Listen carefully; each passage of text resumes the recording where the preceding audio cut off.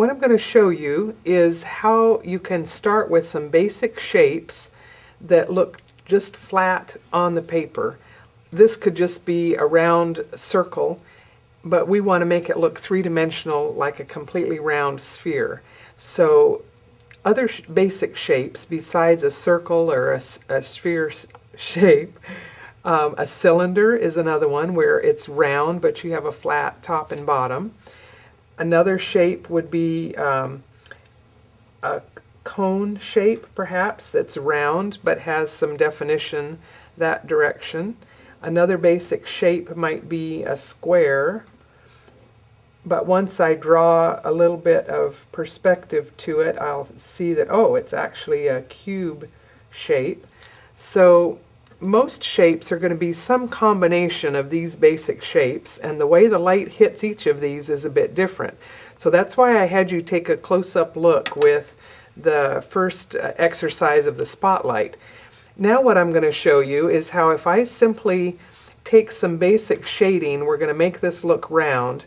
Some tips that kind of will help is to simplify and begin to create a crescent or a core shape that's a bit darker. And I'm just going to work quickly with color pencils to give you a suggestion, and I'm going to exaggerate the lighting a bit so that it rounds out. So in this example, we're going to assume that my light is coming in from this side, and that's where my highlight is going to be here, and I'm going to have the darker core shadow to this side, and then it may even get a bit lighter past that core shadow. But as I take some time to even out and do some shading, this will begin to take on more and more of a rounded look.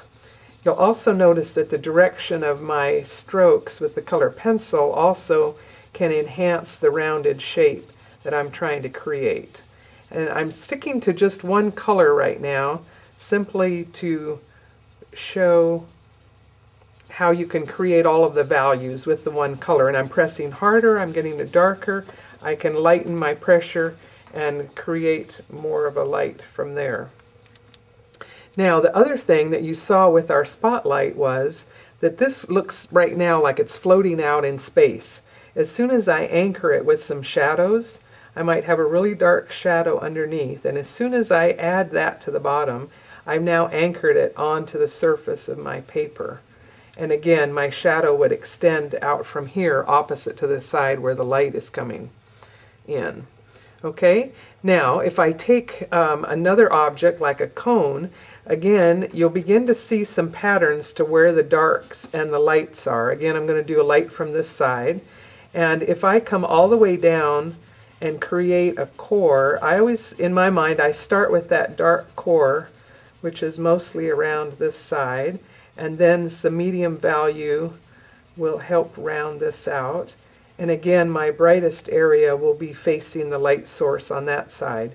Back here it might lighten just a little bit, where I might capture a bit of reflected light coming around from the other side.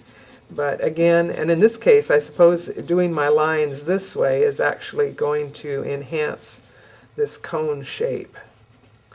And again, instead of floating in space, I will now add a bit of shadow to the opposite side where my light is coming in. You can see that I'm just working very quickly to give you an exaggerated example of how to make the shadows and the light come together. So now let's look at a cylinder. Again, the light is high enough that it's going to be mostly bright on the top edge of my cylinder, but perhaps I'll get a little bit darker over here on this side. And then again, my darkest core is going to be here. So if I press and then just lighten my touch, I can come all the way around. I might have a little bit more of a shadow there, a little bit lighter back here. And again, once I understand these shapes, you can see how quickly I can begin to create three-dimensional quality. I enjoy coloring, but you want to be able to do things quickly, and other times you can build up layers until it's velvety and very thick color pencil work. But anyway, there's our cylinder. Again, darken this a little bit. And like we had the little wooden box, you could kind of see the grain as well that made it look rounded that way. A little bit darker here. Okay, so there's a cylinder shape. And then let's talk about a cube shape. Again, the light's high enough that it's going to be mostly bright on top. And then this panel would be kind of a medium. So let's say we just put in an entire quick area of a medium tone. Again, it would get darker furthest from the light, so I might add some more shadowing into this corner. And then this panel would be the darkest, so if I make that much darker, that will certainly add dimension. About time to sharpen my pencil again. Okay, so this begins to give us a cube, and again I would have a cast shadow moving out from this side. So anyway, now we've taken a flat circle and made it look totally round ball or a sphere. We've got a cone, a cylinder, and a cube shape, and all of these have been done rather quickly with a single color. And add just a little bit more up here. There's your quick shortcuts to doing some shading.